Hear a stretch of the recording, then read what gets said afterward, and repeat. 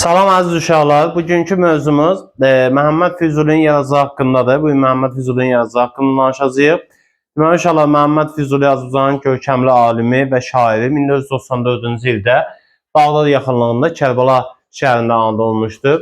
Dövrün elmlərini dərindən bildiyi üçün Mövlana adlandırılmışdır. Füzuli təxəllüsü ilə yazıb yaratmışdır. Saraylardan uzaq olmuş, heç bir sarayda fəaliyyət göstərməmişdir və sadə həyat sürmüşdür.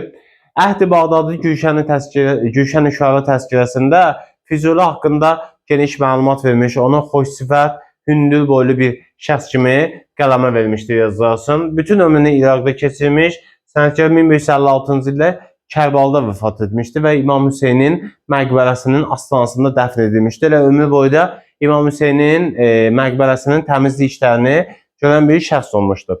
Azərbaycan ədəbiyyatında Füzulinin yeri fərqlidir. Çünki Füzuli Azərbaycan ədəbiyyatında bir çox yenilər etmişdir. Orta əsr Türk dünyasının poeziya zirvəsini fəth etmiş sənətkardır. Azərbaycan, ərəb və fars dillərində yazmışdır. Həm lirik növdə, həm də epik növdə yazmışdır. Həm nəzmlə, həm də nəsrlə yazmışdır. Baxın, Azərbaycan ədəbiyyatında ilk dəfə inşallah bədii nəsrin əsasını qoyan Füzuli olmuşdu yazılsın. Biz indiyə qədər, yəni 15-16-cı əsrə qədər hələ nəsrlə bağlı, yəni ana dilli nəsrlə bağlı danışmamışdı. Amma yazılarsın ki, ilk dəfə bu dövrdə yazılarsın ki, nəsrimi qoymuşdu. Füzuli bədii nəsrin əsasını qoymuşdu.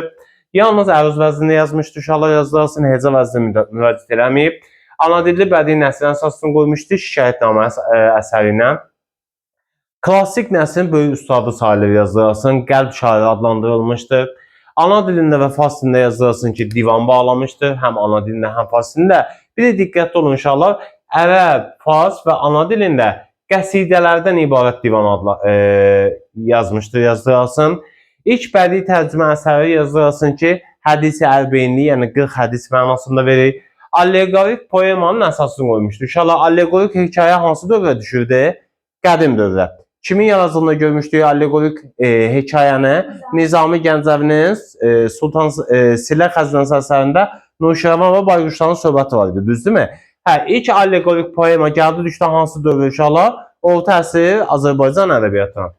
Fəlsəfi qəzəlin müəllifidir yazılarsın, sonra elmi trakat müəllifi də tanınır. Yazılarsın ki, bu sizin testlərinizə düşəcək elmi dəstək kimi, yəni dəstək müəllifidir, elmi əsər müəllifidir. Onu da Füzuli kimi götürə bilərsiniz. Yəni bu səhifədən bizə nə aydın oldu uşaqlar? Yeniliklər olaraq nə gördük? Elmi əsər gördük, bəli. Tərcümə gördük, bu dövrlə bağlı, bəli, gördük. Ondan sonra nə gördük uşaqlar? Sonra gördük ki, 3 dənə dildə qəsidələr divan var. Ana və fars dilində divanı bağlanmışdı. Bir də əsas məsələ nə idi uşaqlar? Bədii nəsrin əsasını qoymuşdu. Yazılarsın, gəlin onun yaradıcılığına belə bir çərçivə forması da baxaq. İnşallah divanı bayaqlarda dediyimiz kimi türkcə divanı var idi, farsça divanı var idi və 3 dildə qəsidələr divanı var idi. 4 dənə poeması var yazılarsın uşaqlar. Hansılardır? Leyli və Məcnun ana dilində, Bəngübada ana dilində, Söhbətül Əsma ana dilində, fars dilində də nədir? Məmman Həfti Candır. Nəzərinizə çatdırıyorum ki, poemalar haqqında danışacağıq. Bəngübadadır, Söhbətül Əsmadır, bir də Həfti Candır. Bunlar allegorik poemalardır, 3 dənəsi. Sonra inşallah bədii nəsr, ana dilində də var, fars dilində də var nəsr əsərləri. Şikayətnamə, Həqiqətü Səada. Bunlar ana dilindədir. Rindü Zahidlə Səhət və Mərəz də yazılarsın ki, fars dilindədir. Sonra ərəb dilində yazılarsın ki, Mətləyi Etiqad var. Ərəb dilində yazılır əsərdə. Tərcümə əsərdə fars dilindən hədisi ərbəyindir. Bunlar oldu onun yaradıcılığı haqqında belə deyək, ilkin bir baxış.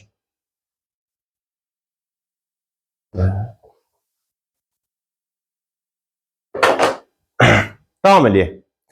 Gəldik, çıxdıq uşaqlar lirikasına. Bilirik ki, Füzulini Azərbaycan ədəbiyyatında daha çox məşhurlaşdıran, yəni poemalar ilə yanaşı, nəsr ilə yanaşı, həmin onun nəyləridir? Qəzəlləridir. Yazılarsın ki, qəzəl, qəsidə, qitə, müxəbməs, mürəbbə, müsəddəs, rübai, təxmis, tərkibən, tərcümən. Demək olar ki, lirik növün bir çox janrlarına, yəni çox janrlarına müraciət edib. Amma yaradıcılığında ən mühüm mövzu qəzəl idi uşaqlar yazılarsın ki, qəzəllərə xüsusi yer verilir. Ümumiyyətlə qəzəllərini 3 dənə mövzuda yazmışdır. Məhəbbət mövzusunda, dini, ictimai mövzuda və gözəlliyin tərənnümü ilə. Məhəbbət mövzulu qəzəllərində yazılarsın ki, digər bizim bu dövrün sənətkarları kimi yazılarsın ki, o sufi görüşlərinə real ilahi eşq bir-birinə çoxlaşır. Yəni Bu ikiliyi bir-birinə hətta bəzi qəzəllərdə ayırmaq olmur yazılasın. Bütün hallarda lirik qəhrəman mənəvi saflığı, möhkəm iradəsi, saadəti ilə diqqətini cəlb edir. Onun qəzəllərinin belə deyirik, ümumiləşmiş formada tərifidir. Yəni bu qəzəllərində bunu müşahidə etmək olur. İctimai motivli yazılasın ki, qəzəllərində zəmanəyə, insanlara və şairin şəxsi həyatına qarşı münasibət əks olunmuşdur. Şair qəsidə janrına daha qiymətli nümunələr yaratmışdır. Qəsidələrinin çoxunu ana dilində yaratmışdır. Bayaqlar dedik ki, ümumiyyətlə 3 dildə divan bağlamışdır. Qəsidələrini İslam dininin böyük şəxsiyyətlərinə, zamanın hökmdarlarına və tarixi hadisələrinə eləmişdir, həsr etmişdir. Poemalar uşaqlar, Lev Məcnun haqqında növbəti dərsimizdə ümumi məlumat verəcəyik, amma digərləri haqqında məlumat verək. Bayaqlar dediyim kimi, Bəngü Badədir, Söhbətül Əsmada Həftəcanlı üçü allegorik poemadır. Allegorik poemada bilirik ki, insana aid olan xüsusiyyətlər köçürülür digər cansız belə deyək, varlıqların üzərinə və ya heyvanların üzərinə. Bəngü Badədə yazırsın ki, təkəbbürlü hökmdarların mənasız müharibələr aparmaqla insanlara qırğına verilməsi tənqid olunur. Ana dilində yazılıb allegorik poemadır. Söhbətül Əsma meyvələrin söhbəti gedir yazırsın. Şöhrətpərəstlik, mənənlik kimi mənfi xüsusiyyətlər burada pislənilir. Bu da ana dilində allegorikdir. Həft cam isə 7 can deməkdir. Bu fars dilində yazırsın. Cəmiyyətdə, ictimai həyatda müşahidə edilən eyiblər kəsin şəkildə tənqid edilir. Bu isə fars dilində yazılmış poemamızdır. Davam eləyək nəsr əsərlərinə. Nəsr əsərləri, uşaqlar, ilk nəsr əsəri şikayətnamadır. Ana dilində yazırsın. İctimai məzmunlu məktubdur. O da hökmdarın ona ayırdığı 9 axça təqaüd olur. Özünə gəlib çatmadığı üçün məcbur olub bu əsəri yazmışdır. Həqiqət Üsada ana dilində olan bu əsərin tərcümə olunduğunu iddia eləyənlər də var, bəzi mütəxəssislər. Məşhur din xadimlərinin həyatı, fəaliyyəti ilə bağlı yazılıb yazırsın. Rindi Zahid fars dilində yazırsın. Bu əsərdə insanların həyat haqqındakı fərqli düşüncələri, qarşılaşması öz əksini tapmışdır. Səhhət və mərəz allegorik əsərdir. Burada sağlamlıqla yazırsın ki, xəstəlik bir-birinə qarşılaşdırılır. Burada da müəllifin elmi, dini, fəlsəfi və sufi panteist görüşləri öz əksini tapmışdır. Bir dənə də bayaqlar dediyimiz kimi inşallah tərcümə əsəri var ki, Hədis-i Ərbeyinli Əbdülrəhman Caminin eyni adlı əsərindən tərcümə edilmişdir. Yazırsın ki, türk dilli oxucuları İslam dini haqqında məlumat verməklə o könüllərini şad etmək məqsədi, insanların zövq alma məqsədini nə etmişdir? Güdmüşdür. Birinci qəzəlimiz uşaqlar məni candan usandırdı qəzəldir. Məni candan usandırdı, cəfadan yer usanmazmı? Fələklər yandı ahimdən, muradın şəmi yanmazmı? Nə demək istəyir? Deyir ki, mən öz canından bezdim, usandım. Cəfadan ya usanmazmı? Yəni, mənə verdiyi əziyyətdən, cəfadan ya usanmazmı? Əziyyət çəkməzmı? Fələklər yandı ahımdan, muradım şəmi yanmazmı? Göydəki fələklər mənim ahımdan yandı. Burada mübaliğədən istifadə edir. Amma muradımın, yəni şəmi yanmadı. Yəni, qovuşa bilmədim. Qamu bimarına canan, dəvay dərd edər ihsan, nə üçün qalmaz mənə dərman, məni bimar sanma. Deyir ki, hamının dərdinə ehsan, belə dərdinə dərman eləyən yar, aydın oldu mu? Hamısına dərman elədi, amma mənə belə deyildi, yardım etmədi, mənə kömək etmədi, mənə xəstə hesab eləməzmi? Burada uşaqlar, bu beytdə, real insandan söhbət gedəməz. Çünki dərdi verən kimdir? Allah deyirlər də, düzdürmü? Dərmanı da verən kimdir? Allah deyirlər, düzdürmü? Ona diqqət etmək lazımdır. Qəmin pünhan tutardım mən, dedilər yarə qılır övşən, desəm ol bir vəfa bilməm, inanarmı, inanmazlar. Deyir, öz qəmimi gizlin tuturdum, gizlin saxlayırdım, heç sizə demirdim. Dedilər yarə qılır övşən, yəni dərdi öz yarıva neynə, izah elə, dinə. Desəm o bir vəfa bilməmə, inanar, deyir, öz dərdimə həmin adama desəm, bilmirəm, inanar mənə, yoxsa inanmaz. Şəbi hicran yanar canım, tökər qan çeşmi giryanım, oyadar xəlqi əfğanım, qara bəxtim oyanmazmı? Deyir, ayrılıq gecəsində, hansında ki öz yarından ayrılmışam, həmin gecədən canım yanar, ağlayaram, gözlərimdən qanlı yaş gələr.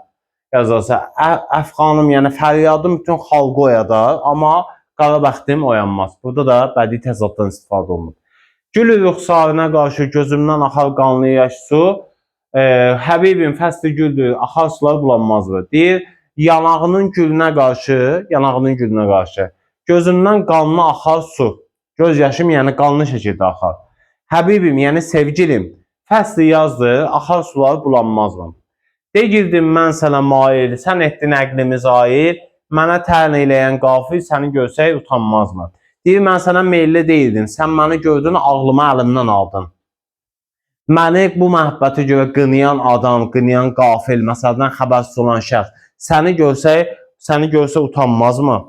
Füzuli rindi şeydadır, həmişə xalqa rüsvadır. Sorun ki, bu nə sevdadır, bu sevdadan usanmazmı? Yazır ki, Füzuli bu eşqin səbəbindən çılğına dönmüş bir rinddir. Aydın oldu mu? Ondan soruşun ki, bu necə sevdadır, bu sevdadan usanmazmı? Əsər inşallah yazırsın ki, lirik növdə qəzəl janrında yazılır.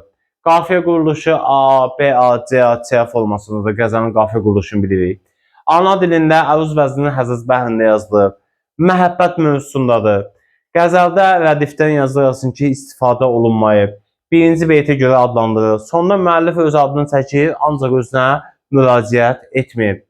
Əksər beytlərdə, yəni birinci beytdən başqa digər beytlərin hamısında daxili qafiyədən istifadə olunur.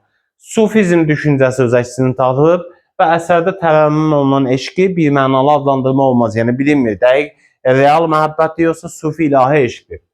Əsərdə həm ilahi, həm də dünya məhəbbətin tərənnümünə yer verilib. İlahi məhəbbətin sədaları güclüdür. Lirik qəhrəman dərin məhəbbətlə sevən real aşiq obrazıdır. Lirik qəhrəman tutduğu yoldan peşman deyil. Ah naləsi birinci misradan sonuncu misraya qədər kəsilmir, davam edir. Lirik qəhrəman səmimidir, sədaqətlidir, cəfakeşdir. Əsərdə düzdür, alınma sözlərdən istifadə olunmasa da, amma bu əsərin başa düşülməsinə bir maneə yaratmır. Yəni, əsəri oxuyaraq da başa düşmək olur. Bütün beytlərdə bədii sualdan istifadə olunub, ehtiyatlı olasınız, testlərdə bütün misralarda yazır, amma xeyr, bütün beytlərdə lirik qəhrəmanın öz sevgisindən bezmir və usanmır yazırsın sona qədər. Bu, məni candan usandırdı qəzəlinin təhlili ilə bağlı idi. Keçirik söz qəzəlinə. Söz qəzəli. Xəlqə ağzın sirrini hərdəm qılar izhar söz. Bu nəsirdir, kim olur hər ləhzə, yoxdan var söz. Deyir, söz həmişə ağzın sirrini, yəni insan sirrini xalqa aşkar edib. Bu nə sirdir ki, söz hər an yoxdan var olub. Aydın oldu mu? Artıran söz qədrini sidq ilə qərdini artırar. Kim nə miqdar olsa əhl neylər, ol miqdar söz. Deyir, sözün qiymətini bilən, ona dəyər verən şəxs həm də öz qədrini, öz qiymətini artırır. Yəni, hər hansı bir insanın danışması, qiyməti, qədri qiyməti onun danışdığı sözlərlə ölçülür. Ver sözə ehya ki, tutduqca səni xab əcəl, edə hər saat sənə oluğudan bidar söz. Deyir, sözə dəyər ver ki, söz səni hər zaman neynəsin, ölümündən sonra da yaşatmağa qadir olsun. Burada təbii ki, yaxşı sözlərdən deyir. Cəmiyyətin inkişafı naminə, mənəvi kamilliyi naminə yaxşı deyilmiş sözlərdən söhbət gedir ki, sabah sən öləndən sonra da sənin sözlərindən səni neynəsinlər, yad eləsinlər. Bir nicari əmbər xəttir könüllər almağa, göstərir hərdəm niqam-ı xeybdən rüsxar söz. Deyir, söz könülləri alan bir nigar kimidir. O hərdən üzünü açır, göstərir və sonradan neyniyir? Könülləri şad edir. Xazinə-i gəzinə-i əsrardır hərdəmi çəkər, yürişdə izharə minhin gövhər-i əsrar söz. Söz sirlər xəzinəsinin xəzinədarıdır.